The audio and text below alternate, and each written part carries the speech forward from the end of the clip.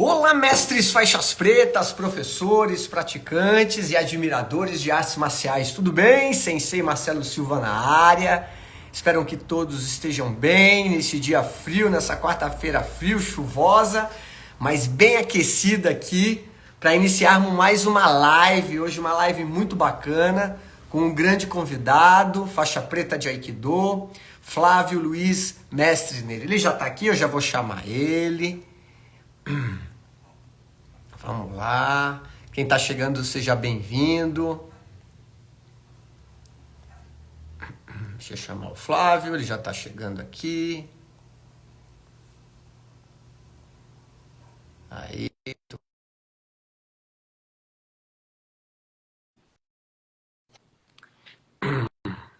Pessoal que está chegando agora, seja bem-vindo. Opa!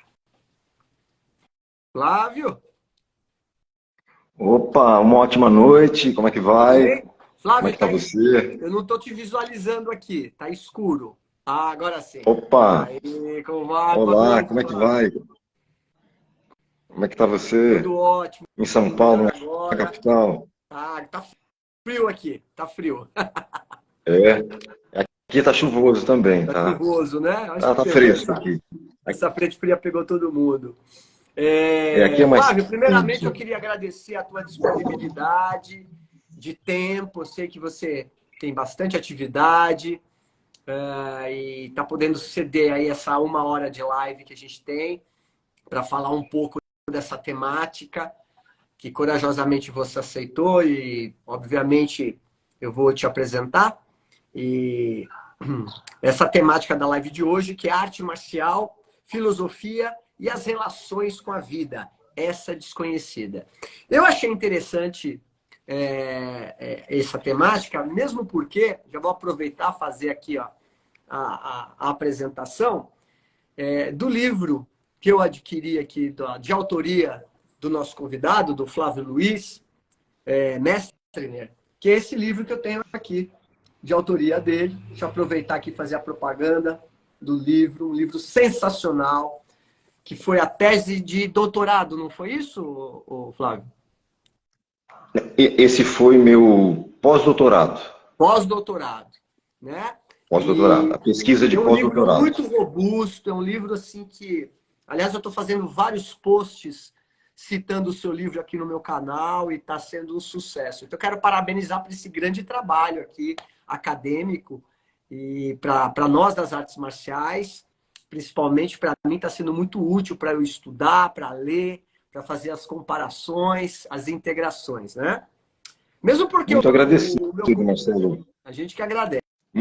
Mesmo porque o Flávio Luiz Mestre Leonetti, ele é escritor com 5 livros publicados na área da filosofia e da literatura.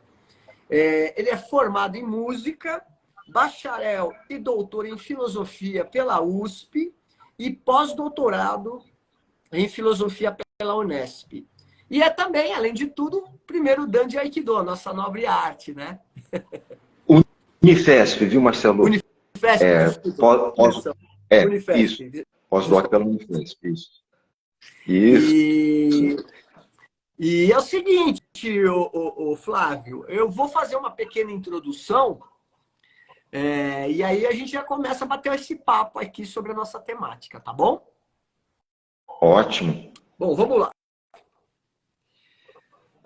Um dos grandes jargões que tentam definir a arte marcial é que ela é uma atividade filosófica de autoconhecimento e que favorece o indivíduo, o praticante, a ter uma vida mais significativa, saudável, fisicamente, psiquicamente e espiritualmente.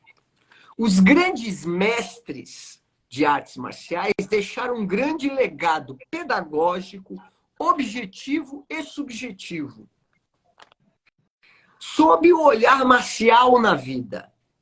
Esta tão complexa que, do ponto de vista da contemporaneidade, que tem não só nos corpos, mas nas almas, uma cultura muito mais voltada à performance e ao individualismo, que compartimentou a vida em uma simples atitude racional e de eficiência material e técnica. A pergunta: seria a vida tão complexa dita pelos mestres e filósofos uma alucinação arcaica? Ou realmente perdemos quase que por completo a capacidade de transcendê-la a ponto de torná-la arte? A vida é arte ou é uma desconhecida? Com aqui o nosso convidado, o professor doutor, faixa preta de Aikido, Flávio Luiz, mestre. É contigo, meu amigo. Marcelo, então, em primeiro lugar, eu gostaria de agradecer muito a oportunidade, né, de partilhar, compartilhar e expandir nossos relacionamentos, né? E o que eu tenho a dizer é o seguinte: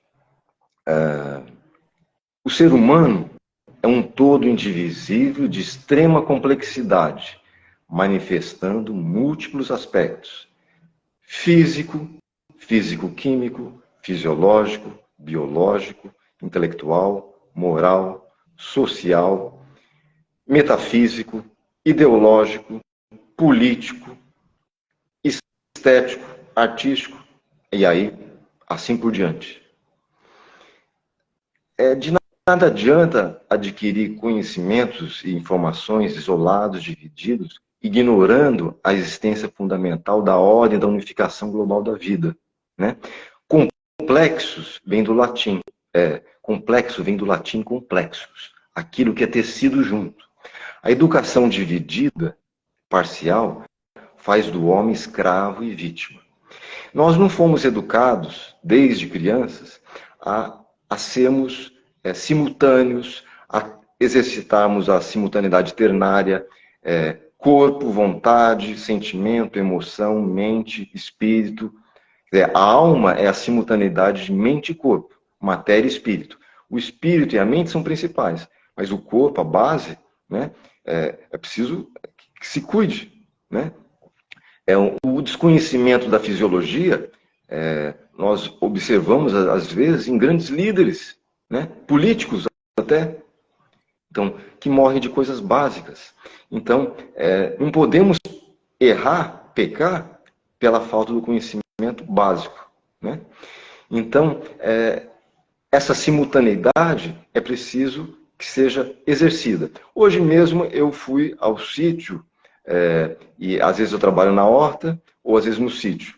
Eu preciso do trabalho como da agricultura, porque nós não somos individuais, somos individuais. Indivíduo é indivisível. Então, preciso estabelecer, restabelecer, pré-estabelecer, passado, presente e futuro, existem concomitantemente.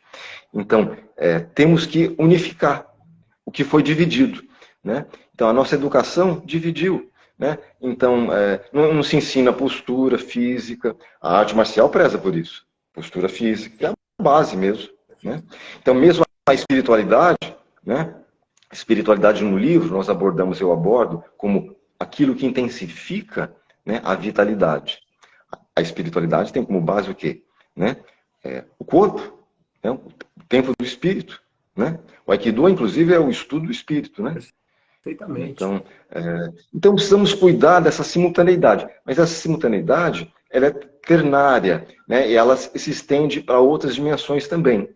Aí entra a complexidade. Sem deixar de ter a sensibilidade também para resgatar a simplicidade, né? A singeleza, né? Não cair na complicação. O princípio analógico da alavanca é mínimo de complicação, máximo de dinamização. Perfeito. Né? Não sei se faltou algum tópico da sua pergunta que foi ampla. Perfeito. Então, assim, só para a gente elucidar e já partir para o próximo ponto, quando você fala dessa unificação ternária, você está falando especificamente de quê? Do corpo, da psique? Como que é essa abordagem que você... Fundamentalmente vontade, sentimento e mente. ou corpo, mente, né? A alma é o que relaciona ambos, né? Ou a simultaneidade ternária de educação, medicina e religião, que foram divididas e reduzidas, né? A instrução, né? A crença, né? E instrução, crença e terapêutica, né? Então, algo mais profundo, né? Medicina, educação e religião. Né? Educação vem do latim, do cere, ducto. Então, ensinar a conduzir, né? Conduzir a vontade para as ações, né? Mas a vontade tem como base o quê? O sistema ósseo-muscular, né? O sentimento, né? A base material do sentimento, sistema cardiovascular, circulatório, geniturinário. Então, né?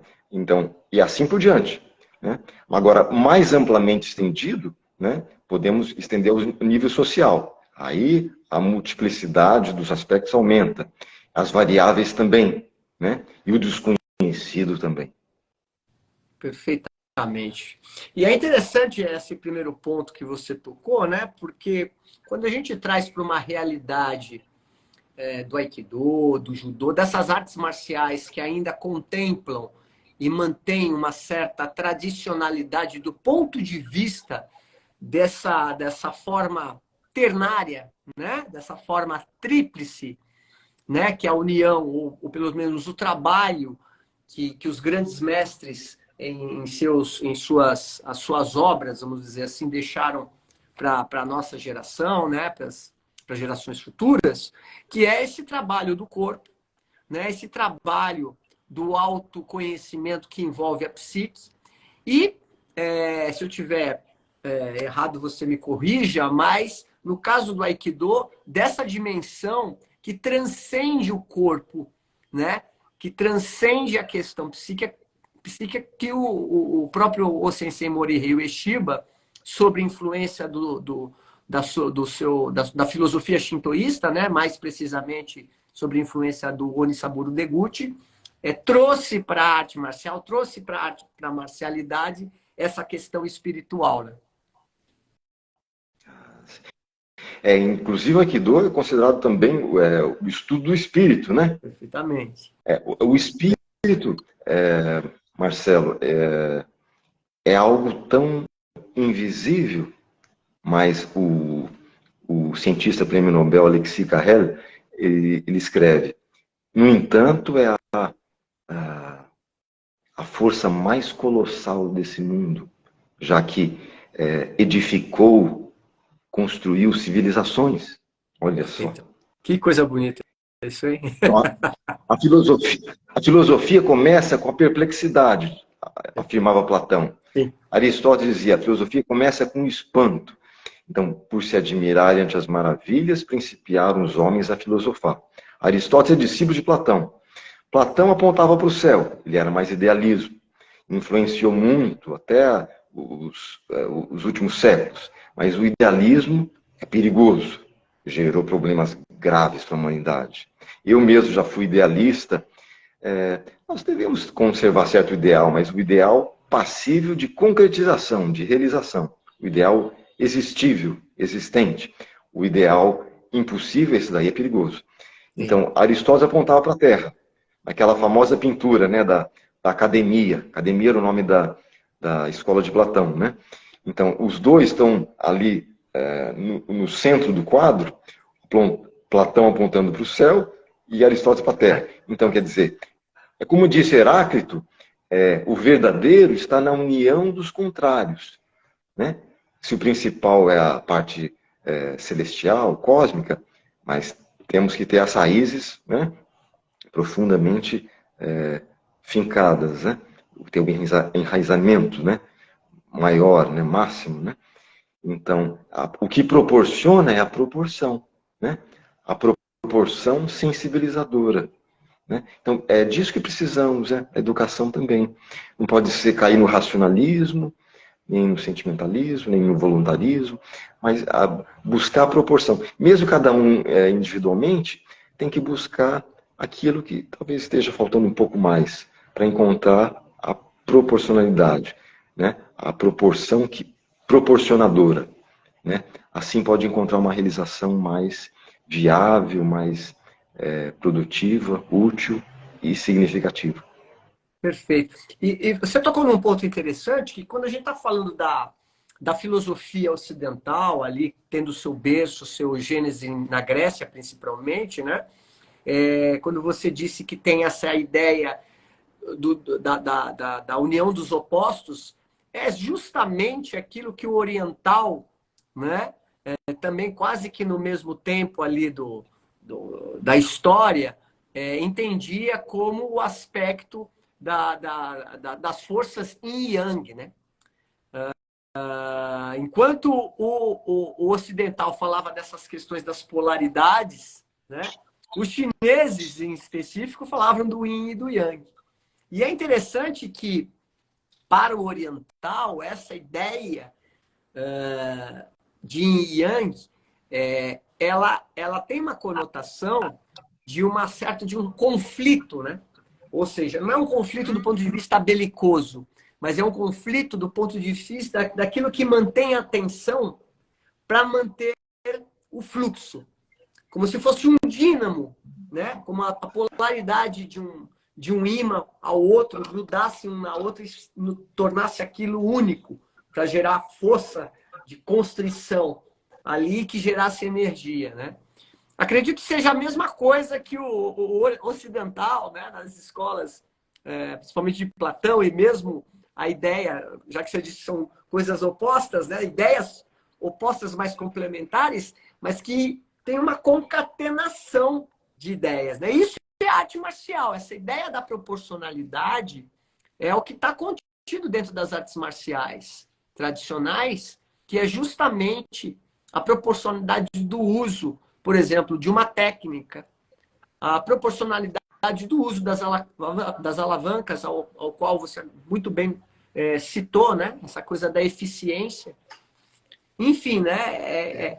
Quando a gente pensa sobre essa ótica, né, dessa proporcionalidade, trazendo esses símbolos, não só o símbolo do que diz respeito ao que foi escrito pelos filósofos ocidentais, como você citou Platão, Aristóteles, e que foi trazido do taoísmo, né, como simbolizado no Tao, a gente começa a ter um aprofundamento e uma amplitude da compreensão do que é uma arte marcial. O que você acha, mais ou menos? É coerente essa minha elucubração aqui? A arte marcial é a aplicação prática, né, disso tudo, né? Porque os dois aspectos têm que ser simultâneos, né? E agora, a harmonia de todos os fenômenos depende da proporção variável desses dois aspectos. Mas ela está constantemente mudando. Então, é dinâmico, né? Esse fenômeno. Então, é preciso mudar a proporção também, porque é dinâmico, para restabelecer a harmonia. O Aikido, inclusive, é o caminho da harmonia. Mas a harmonia, na realidade, o que é a realidade? É a proporcionalidade, a indivisibilidade, a simultaneidade dos aspectos opostos, né? Dentro da ordem, né, dinâmica, né, espiralada, logarítmica. Mas está sempre mudando. Então, as proporções também mudam. Então, a harmonia de todos os fenômenos depende de proporções variáveis dos opostos. Mas está sempre mudando. Então, é preciso reajustar dinamicamente, né? Então, não é fixo, né? Então, isso que é esse dinamismo que é delicado. Aí a ordem caótica é dinâmica. Então, no princípio era o caos, né? Então, eu nunca gostei de caos, mas se eu quisesse só a ordem, eu seria absolutista, né? O perigo do absolutismo. Aqui eu tenho um livro, está em francês, Alexis Carrel, né? A Tentação do Absoluto. Ele é um cientista maravilhoso, né? Mas aí o autor aqui fala que ele caiu um pouco na tentação do absoluto. Perigo, né? Tanto o absolutismo como o relativismo são perigosos. Temos que unificar. Então, a relatividade absoluta, né? Aí buscar uma proporção de ambos, né? Então, aí a arte marcial é uma aplicação prática disso, né? E precisamos aplicar isso no nosso dia a dia também, né? Então, e buscar aquilo que está mais em falta, né? Buscando readequar, harmonizar, né? Dar um pouco mais de atenção àquilo que está mais carecente, né? Aí podemos encontrar uma harmonização dinâmica. Agora, a harmonia, na realidade, aí que são elas, né? Porque eu sempre busquei uma harmonia. Eu sou do signo, né, de Libra, com ascendente em Libra, né? Uou! E, então é bem baseado, né? Aí eu encontrei, buscando o oposto, Libra amadurecerá quando verter para Áries. Áries é o quê? Luta, né? Então, Sei. ação. Aí quando eu descobri isso, eu confirmei na prática, né? Eu tenho que verter para Áries, ser um guerreiro, né? Acredito que hoje eu consiga ser um razoável guerreiro. Preciso melhorar muito, mas um razoável, Todos nós acredito que eu precisamos seja já. melhorar. Agora me fala, Como, como, aproveitando esse como, ensejo, como aproveitando guerreiro. esse, aproveitando esse ensejo aí, como que foi o teu processo, Flávio, com o Aikido? Eu acredito que, pelo que você está falando, né? Eu acho que você teve Ah, uma sim. sacada e Opa! falou, bom, vou ter que fazer uma arte marcial. Conta um pouquinho da tua história, que eu E acho que é tão rica, né? então, meu primeiro livro é um livro de poesia e de filosofia, uma poesia mais filosófica. Então, eu sofri muito Como com chama o seu livro? Esse foi o seu primeiro meu, livro, é meu isso? primeiro livro. Meu primeiro livro é Do que nos cabe na palma. Oh, Uma poesia filosófica, uma poesia cheia de ideais, e foi meu primeiro. Aí o segundo foi Uma chama em meio aos ventos. O ser humano não é mais que uma chama exposta aos ventos desequilibrantes da existência. No entanto, ele pode se utilizar das implacáveis forças da natureza e dos dolorosos estímulos à mente, do corpo e do sentimento como combustível da sua autorrealização individual solidária. Né? Isso já foi confirmado por aqueles que se tornaram os líderes da humanidade, né? Simplesmente utilizando os problemas que gratuitamente a existência oferece. Resumidamente isso. Mas então, o Aikido foi uma busca de filosofia da ação para lidar com o mundo. Porque eu tive conflitos com o mundo. Eu, bem intencionado, poeta, fazendo o meu melhor, e às vezes recebia do mundo algumas respostas que me decepcionavam profundamente, né? Que me frustravam, e como se fosse um queime. Você sim. fez seu melhor sentimento, tudo, mas é a incerteza da vida. Então, a incerteza me gerou muitos sofrimentos, mas talvez meus melhores poemas advieram daí. Né? Uhum. E, então, a certeza que torna inútil a sensibilidade e desnecessária a solidariedade. A incerteza pode gerar desespero, mas pode significar também esperança de evolução humana. Então, a incerteza que torna útil a sensibilidade e necessária a solidariedade. Então, aí eu fui buscar no pai da filosofia, Sócrates, compreender o conflito dele com o mundo para entender os meus. Aí eu fui estudar o patrono dos filósofos, que é Sócrates. Então, Sócrates se pautou pelo quê? Pelo que está inscrito no oráculo de Delfos, Gnóti to Salton, em grego. Né? Conhece-te a ti mesmo. Conhece-te a ti mesmo e conhecerás ao universo e a divindade. Ele se pautou por isso. E também se pautou aquela famosa frase dele: sei que nada sei. Como o mais sábio e justo dos homens, como o considerado mais sábio e justo dos homens, afirmou isso: sei que nada sei. Né? Como Pascal, né, Blaise Pascal, disse, Pascal era o oposto de Descartes. Né? Descartes é o pai do racionalismo, da ciência, né? Mas Descartes era oposto a Pascal. Pascal era mais intuitivo, mais sensibilidade, era um homem religioso. Né? Então, Pascal afirmava o seguinte: o conhecimento é como uma esfera. Quanto maior, maior a superfície de contato com a parte desconhecida. É só você comparar esferas, você vê que a parte de dentro faz de conta que é a parte conhecida. Aí você pega uma esfera maior, aumentou o conhecimento, né? Aumentou a parte de dentro, né? Mas também aumentou a superfície de contato com a parte desconhecida, que é o que está fora. Então, é paradoxal, né? Mas é um paradoxo coerente, né? Então, então Sócrates reconheceu, quando ele ouviu, né? Ele recebeu a mensagem de que um dos discípulos tinha ido lá consultar o oráculo e a pitonisa disse, não, Sócrates é o mais sábio dos homens. Né? Mas como? Aí veio contar para Sócrates. Aí Sócrates, mas como?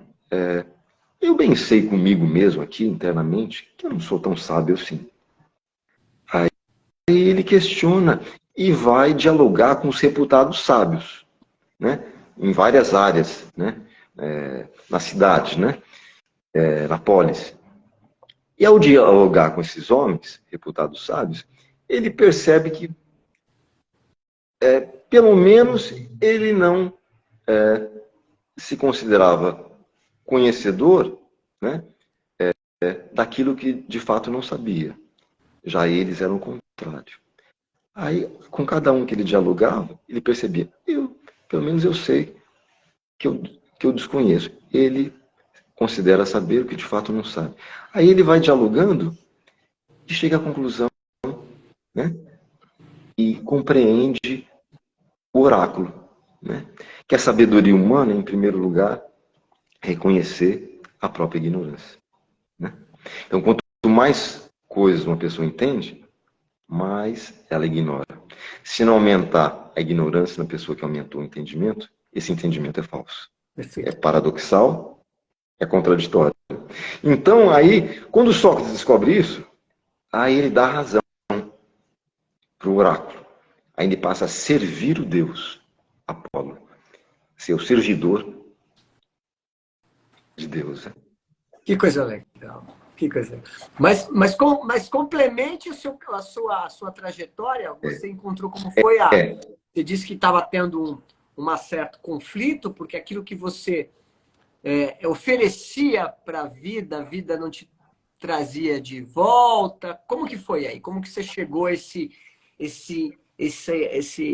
essa luz no fim do túnel aí? Que você falou, pô, encontrei Então, o aí, Aikido e você consegue fazer uma compensação. então, aí, por causa desses conflitos, os conflitos não deixam de ser o processo normal e indispensável, a evolução da sensibilidade, né? Então, aí eu buscando amadurecer um pouco mais, então, tendo o exemplo do Sócrates, meu mestrado foi na busca dele, né? Eu fiz o mestrado no conceito de arete, na figura de Sócrates, segundo um diálogo de Platão, chamado Protágoras. Então, ele buscou a virtude, a felicidade na virtude. Alguns criticam, né? Ao longo da história, que ele era idealista e ensinava de graça. Mas de uns tempos para cá eu percebi mesmo que às vezes a graça é gratuita, né? Ok, o dinheiro é muito importante, muito necessário, mas se em alguns momentos conseguimos transcender o sistema monetário, isso é ótimo. Né? A transcendência também é a relativização, a dinamização máxima dos opostos. Né? Então precisamos estabelecer a proporção. Hoje o mundo está invertido, a inversão provoca crises. Então, a palavra não tem valor, o dinheiro tem mais valor que a palavra. Isso é um engano. Isso é um erro provocador de crises, e o planeta está assim por causa dessa inversão. Isso, inclusive, é a origem da corrupção. Sem dúvida. Né?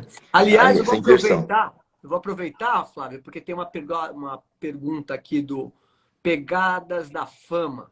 Obrigado por estar participando. E ele pergunta o seguinte: como e quando o Aikido pode simbolizar e representar esse movimento de forma prática e aplicável? Esse movimento de harmonização, né? De conceitos de união dos opostos. Um pouquinho antes ele perguntou, para haver harmonia, como lidar com os opostos em um conceito mais popular e imediatista nas definições do mal e do bem. Você quer responder? Depois eu queria fazer uma colocação também interessante que aconteceu comigo há um tempo atrás. Mas, por favor, pode fazer você. Então, eu acho pode fazer legal, primeiro você. tá, eu acho legal, porque essas perguntas, obrigado pela pergunta, viu? O Pegada da Fama. É o Uma vez Christian. eu estava... Oi? É conhecido É o seu? Christian que está perguntando. Seja bem-vindo, Christian. Pô, Christian. Ah, o Christian Guibaldi? Isso. Ah, o Christian é amigo nosso. Oh, seja bem-vindo. Então. Vamos lá. Eu acho que a maioria sabe que eu sou faixa preta de jiu-jitsu, né? Eu sou sou terceiro dan de faixa preta de jiu-jitsu pela Bering, pela escola do mestre Flávio Bering. E eu comecei a fazer jiu-jitsu porque eu queria testar o meu aikido. Então eu já era shodan naquela época e fui fazer o aikido. Porque já naquela época o pessoal falava, mas o aikido não funciona e não sei o quê, porque o aikido... E de fato, quando a gente entra na internet, tem cada banana que vai, e enfim, tem mais que tomar uma lição mesmo para se colocar no lugar. E eu vi que o aikido que eu tinha aprendido com meus professores aqui do Brasil e posteriormente com a minha estadia, eu morei com o mestre Masanao Eno, que foi um dos maiores mestres que o Brasil teve de aikido. Olha só. Que maravilha. Eu morei com ele, né? Fiquei 3 meses na casa dele, sendo o Utideishi verdadeiro ali, né? Treinando Que maravilha. na Shizuoka, né? Inclusive tem o meu livro, Caminhando com o Tigre, Transcendendo a Arte Marcial, que eu falo da minha trajetória das 3 viagens, as 3 primeiras viagens que eu fiz, 95, 97 e 99, junto com o Eno Sensei. Mas então, eu fui fazer o jiu-jitsu e vi que o aikido era bom pra caramba, assim, né? Porque eu não sabia nada de jiu-jitsu, eu conseguia me defender ali na situação do pessoal do jiu-jitsu.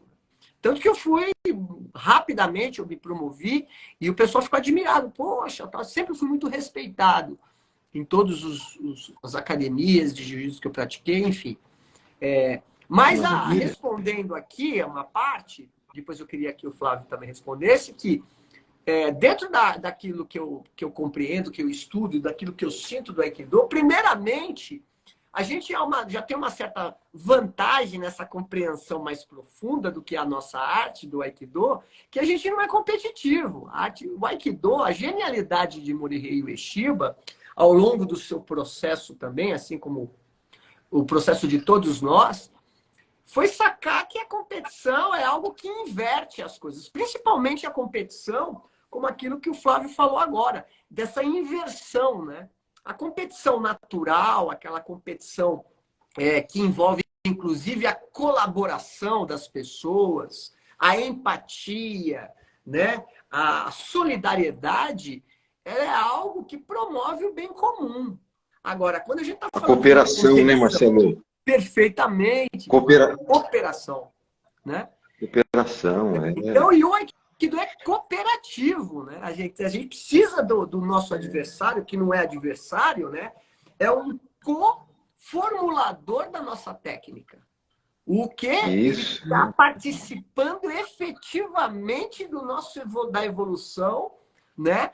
Oferecendo a resistência proporcional, essa equanimidade, né? Para criar essa harmonia. Então, o Aikido, eu sempre falo isso nas palestras que eu dou, nos cursos que eu dou, eu falo, o Aikido é a arte marcial do 3º milênio. Porque ela é sensacional. E embora seja maravilhosa, e a maioria das pessoas não entendem, né? Às vezes tem pessoas que entram aqui no meu canal e falam, pô, mas o Aikido não funciona para nada, e não sei o quê. Eu falo, pô, vem na minha academia, eu vou te mostrar, eu te dou uma aula de graça. Eu te dou uma aula de graça. Pra eu te mostrar como que é. Assim pra você? Falo isso pra você? Aqui. Eu falo, vem na minha academia que eu te mostro como que é. E eu acho que você vai adorar. Porque, primeiro de tudo, o conceito que a gente tem, a forma como a gente treina é completamente diferente das artes marciais, porque não tem a competição. Então a pergunta, quando vem uma pergunta dessa, se o cara do jiu-jitsu lutar com o cara do aikido, quem ganha? A gente não é competitivo, amigo. Do ponto de vista competitivo, você está perguntando, aí é fácil responder, é quem compete. Agora, se você falar de uma outra conotação, de um outro contexto, a resposta é completamente diferente, né? Então, respondendo aqui do Christian, como conceituar esses conceitos dos opostos, é que o próprio Aikido já é conceituado a partir dessa colaboração dos opostos, tendo o Shite como executor e o Que como colaborador da execução, né? Eu queria que você falasse um pouquinho disso, Flávio, dessa pergunta aqui legal do Christian. Então, cada um busca com objetivo, né? Eu acredito que o Aikido, as artes marciais, elas têm uma grande utilidade para o objetivo que a pessoa busca. Então, além da saúde, da qualidade de vida, então, basicamente, né? Primeiramente. Agora, a divisão, o Aikido não visa vencer o outro, visa vencer o maior inimigo da humanidade. Qual o inimigo da humanidade maior? Que está dentro de nós. Então, quando nós vencemos a nós mesmos, que é a vitória mais difícil, mais desafiadora, então o adversário externo pode existir, mas ele é complementar, né? Isso é confirmável mesmo na prática.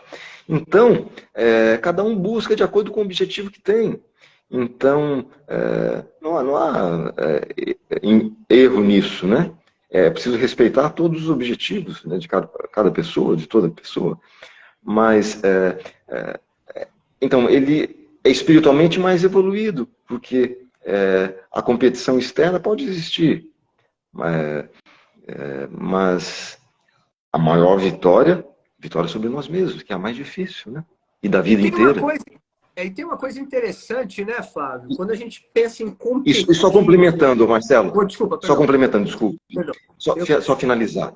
E agora, a infernização da humanidade continua com a divisão, né? Quando perguntaram para Jesus, que o fundador do Aikido baseou o Aikido na essência das religiões, no cristianismo, do budismo, do shintoísmo, né?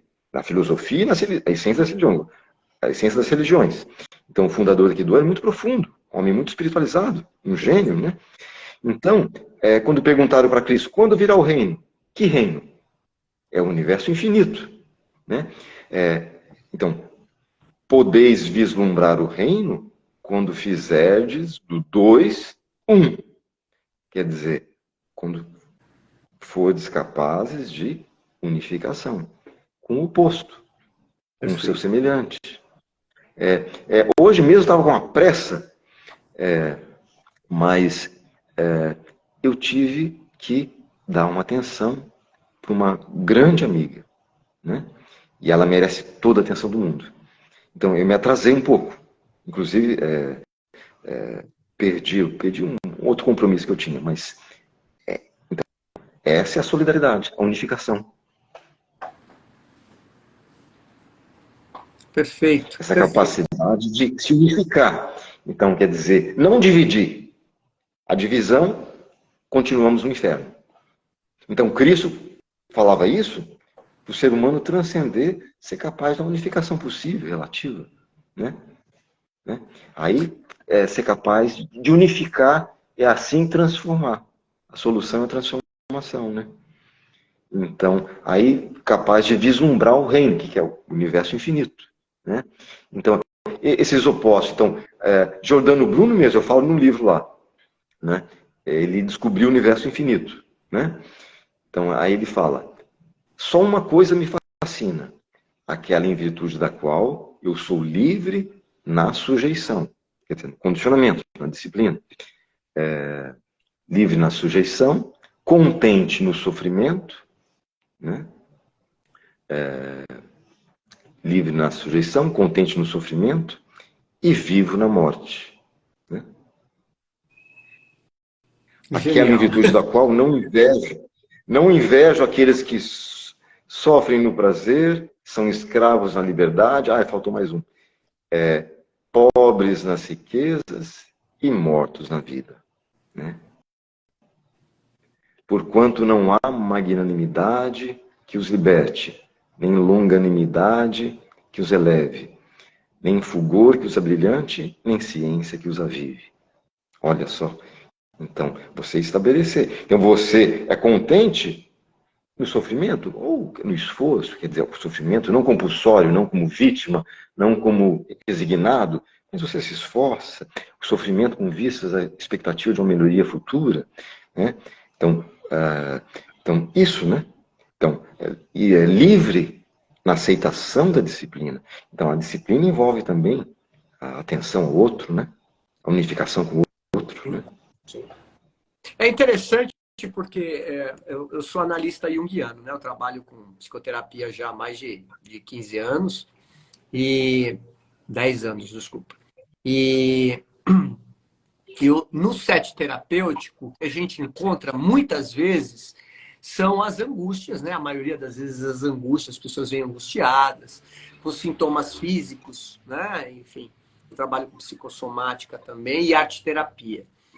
E uma dos fundamentos básicos da psicologia analítica junguiana é fazer, da prática, é fazer com que o seu analisando, o teu cliente, o paciente, resista, ou pelo menos tenha, resistir não é a palavra, tenha paciência e tenha uma certa resiliência ao sofrimento. Que ele espere a transformação desse sofrimento a partir do processo analítico, que é um processo de achar significado naquele momento. Muito O que eu estou interessante. querendo dizer? Qual que é a ponte que a gente pode fazer, inclusive com a temática de hoje, né? A temática de hoje é essa vida desconhecida, arte marcial, filosofia, né? E a filosofia de vida. Como que é isso? A vida é como se fosse um produto vivo, é como se fosse uma semente que você planta, você põe na terra, vai passar por um momento de latência, ela fica inerte ali, pelo menos aparentemente. Depois ela começa a passar por um processo de germinação, né? Nasce o broto, desse broto nasce lá o caule, as folhas, e depois vai se transformando, passando por todo aquele desenvolvimento, aquela metamorfose. Assim como você citou há pouco, nós não somos educados a exercermos uma certa consciência em cima do sofrimento. A gente sempre está buscando, ensinando muitas vezes, e eu sou educador já também há muito tempo, né? Sou professor, de sempre estar estimulando que, no caso de uma criança, de um adolescente, tenha sucesso, valorize, né? o ganhar, principalmente, a performance. Mas é muito difícil você exercer uma pedagogia em cima também do ato que não teve sucesso, do infortúnio, né? Da perda, da derrota. A gente fala muito de maneira até superficial a respeito disso. Não, tem que aprender a perder também com a derrota, mas isso é sempre num patamar muito simplório, né? Mas mergulhar, né, profundamente no que diz respeito à derrota, ao sofrimento, nós não somos habituados a isso, né? Eu falo Realmente. isso porque quando a gente pega a história desses grandes mestres, né, mesmo dos filósofos que trouxeram para nós essas reflexões profundas, eles refletiram a partir de uma coisa em comum. Depois eu gostaria até que você falasse um pouco disso, que é o que é essa coisa comum, essa coisa universal humana, que é do sofrimento, da dor, da angústia da vida, que tem esse lado, né, de luz, que todo mundo quer ficar perto dele, é mais quentinho, é mais alegre, é mais próspero, mas tem o seu a contrapartida que faz uma pressão danada, que é a escuridão, a sombra, né? Que traz os infortúnios, a dor, a doença, a perda, a derrota, né? A falta de dinheiro, a aplicação errada, o inverno, né? A escuridão. Então, quando eu falo de arte marcial, quando a gente fala de uma maneira geral de arte marcial, e o que os mestres deixaram foi justamente isso, né? Às vezes a gente tem uma interpretação muito, eu costumo dizer, ocidentalizada, né? Muito voltada àquela coisa da exterioridade, né? Característica do Ocidente, que é, na verdade, achar que é uma coisa só. Mas você passa pelo sofrimento quando você aprende uma arte marcial através da dor, do infortúnio, da angústia, né? De uma pessoa que você treina e você não vai muito com os botões dele, né? Eu queria que você até dissertasse um pouquinho sobre isso. Ah, sim. Então, o filósofo que mais aprofundou sobre o sofrimento foi Nietzsche, né? Nietzsche! Grande Nietzsche! Então, existe uma colocação dele, ele dizia assim, uma coisa chocante para a maioria das pessoas. Para variar dele, sempre foi isso, né? Ele dizia, aqueles a quem eu tenho verdadeira afeição, né? Eu desejo. Olha só o que ele fala. Esse é amigo, hein? Sofrimento, abandono, maus tratos, enfermidade e a desgraça dos derrotados. Quer dizer, muito forte, visto de um ponto de vista mais profundo, ele queria que os amigos amadurecessem, crescessem, que é a ideia transformassem, né? De Nietzsche, né? alavancassem, que amigo, né, verdadeiro, né? Mas assim, amigo lá na parte mais oculta, né? Sim. Porque quando você deseja isso uma pessoa, né? Ela vai falar, quem é você? Tá louco? Amigo que você é, amigo da onça, né? Mas assim, o sofrimento, quer dizer, então evitar o sofrimento como vitimização, compulsório, resignado, passivo, isso aí não vale a pena. Sim. O sofrimento inútil, não. Agora, quando você se disciplina, então, aí o sofrimento voluntário. Aí eu escrevo sobre isso na tese de doutorado. Doutorado a doutora é aquele que alcançou a douta ignorância. Né? Essa me entusiasma. E raríssimas pessoas chegam assim, Flávio, você alcançou a douta ignorância? Ah, eu gosto. Porque é como trazer de volta a aventura grega, né? Sim, Quando eu consigo trazer aventura grega com emoção, é do que eu mais gosto. Então, o sofrimento com vistas à expectativa de uma melhoria futura, quando se disciplina, né, temos que enfrentar o forjamento. Não adianta maquiar. A maquiagem é uma arrumação externa, né, não vai durar muito tempo. Então, precisamos da lapidação, mas a lapidação é dolorosa, é estimulação feita através de dificuldades. Então, aprender então, mudar o espírito, né? O Aikido é um estudo do espírito, então mudar o espírito, apreciar as dificuldades, né? Einstein dizia, na dificuldade está a oportunidade. Então, a vida difícil é que é boa, mas claro, não é inventar dificuldades, é ir onde elas estão e transformar, né? Claro, né? O bom senso, a sensibilidade aí, né? A dificuldade é necessária, mas tem limite efetivo, né? Disse o grande educador, né? Não quer dizer, então isso, né? Então você, né? Não é inventar dificuldades, não é isso, mas enfrentar para, né, mergulhar no meio, né? É o princípio do problema. A filosofia é a colocação dos problemas fundamentais. Então, o princípio do problema é o princípio da solução.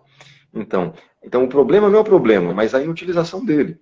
Então, e devemos aprender a utilizar nós mesmos como transformadores da energia problemática, né? Então, a solução ao cansaço, tédio, desânimo, etc, diante das adversidades inevitáveis da vida, materiais, físicas, emocionais, psicológicas, espirituais, mentais, sociais, é uma profunda mudança de psicologia, transformando os problemas em combustível de vida, até geradores de entusiasmo para viver, né? Transformando os problemas em ânimo para viver. Então, a educação tem que mostrar isso. na prática, né? Porque teoria sem prática, Nietzsche dizia, perigosa distinção, né? É uma coisa só, temos que harmonizar. Então, a prática é importante, né? Indispensável. Mas também, por outro lado, o critério é o principal, né? Aqui eu peguei, quando eu dava aula para adolescente, eu pegava exemplos bem práticos, assim, fazia a filosofia, a fundamentação crítica dos conhecimentos e das práticas. Mas ela tem como função estabelecer o elo, restabelecer o elo, a ligação entre as várias formas de pensar e de agir. Não caía no vestibular. Então, eu tinha que tornar a matéria interessante, cativante, fazer levar arte, outras ligações com várias outras disciplinas, para mostrar a importância dela. Hoje já é diferente, cai no vestibular, já não tem esse preconceito, né? Então, mas eu fazia muitas coisas assim, às vezes até um pouco loucas, mas os alunos gostavam, né? E aí eu recebia do diretor o elogio depois, mesmo com receio de não ser compreendido. Então, por exemplo, as ondas aqui, ó, eu tenho um DVD antigo, Caçadores de Ondas Grandes, né? Então, quanto maior a onda, né, maior o entusiasmo do surfista. Então, quanto maior a crise, né? Crise é sinônimo do quê? De transformação. De risco, perigo, mas também de oportunidade, possibilidade. Então, quanto maior a onda, maior o entusiasmo do surfista. Então, quanto maior a crise, então, não devemos também ficar desanimados, aborrecidos. Então, é uma oportunidade, uma possibilidade. Agora, devemos enfrentar a vicissitude, né, procurando nos corrigir, né, procurando, né, enfrentar sem fugir, né, que a fuga pode ser fatal, procurando nos corrigir, né, já que somos, né, imperfeitos, incompletos, né, inconstantes. Então, precisamos estar sempre nessa correção contínua. Mas não precisa ser chato isso, não precisa ser intelectual nem racionalista. Pode ser espontâneo. Então, o Aikido é baseado no Budô, que é a educação do instinto. O instinto é o foco da educação. Então, pode ser Gostei dessa frase, espontâneo. Flávio. Repete, o Aikido... É baseado no Budô, né? Baseado no Budô. O Budô é a educação do instinto, né? Perfeito. Então, o instinto é o foco da educação, que foi muito esquecido. A educação ficou muito mentalista, intelectualista, não se ensina essa postura global perante a vida, simultânea, né? Não foca muito no vestibular, o vestibular é muito importante mesmo, tá certo, mas precisa focar um pouco também na vida, né? Ao mesmo tempo, preparar mais para a vida, né? Que é o mais difícil, né? Que é mais desafiante. Porque a vida é como um mar, né? É uma onda atrás da outra. Então, mas o surfista se diverte com as ondas. Eu fico admirado com o espírito deles. Então, são relaxados, são joviais, né? Tem espírito de aventura. Eu fico querendo imitar os surfistas, né? Assim como o pessoal do teatro também, né? Eu cheguei para 2 grupos de teatro e falei, aqui eu sou aluno de vocês. Porque intuitivamente eu sei que eles têm o que me falta. Aí eu fico querendo aprender. É o espírito do Aikido, né? Que é o eterno aprendiz, né? Sim. Então, essa busca do que em nós está em falta, né? Perfeito. E sempre com jovialidade, como ensinava o nosso fundador, né? O grande Morihei, né? Treinar sempre jovial, né? Sempre com esse espírito, né? Esse espírito aberto, né? Primeiramente isso, fundamentalmente isso, né? Poxa, que legal! Flávio, eu acho que foi sensacional aqui a nossa live, viu? Gostei Tem muito conteúdo muito também para contribuir aqui com o meu canal. Queria te agradecer. Quando você estiver aqui por São Paulo, vá lá no meu dojo, você vai ser muito bem recebido, vai ser uma alegria ter você lá. E agradecer muito mais uma vez, Marcelo, pelo seu tempo aí, ter disponibilizado aqui para a gente, para enriquecer o canal. E, acima de tudo, essa live vai ficar gravada, tá bom? Então, aqui no canal, e aí vocês podem compartilhar e assistir de novo, tá bom? Eu queria agradecer profundamente todos os participantes. Pode? Lógico, à vontade. Eu agradeço de coração a oportunidade, espero ter sido útil, né? Eu gostaria de finalizar com um poema, pode ser? Por favor, lógico. À vontade.